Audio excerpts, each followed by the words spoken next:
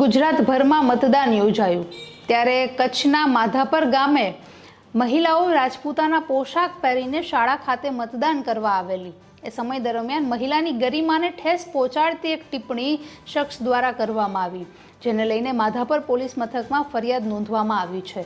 નમસ્કાર, આપની સાથે હું છું જાનવી।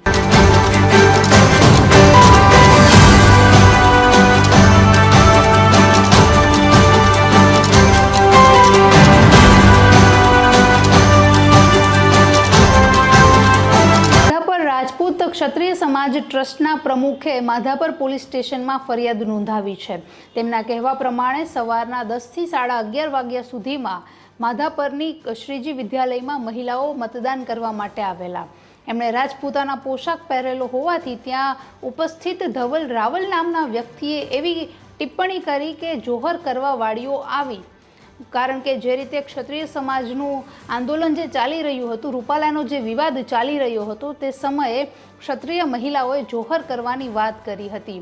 તો એ રાજપૂતાના પોશાકમાં આવ્યા હોવાથી તેઓએ જે મહિલાની ગરિમાને ઠેસ પહોંચાડે તેવી ટિપ્પણી કરતા ફરીથી જે ક્ષત્રિય સમાજ છે તે રોષે ભરાયો છે।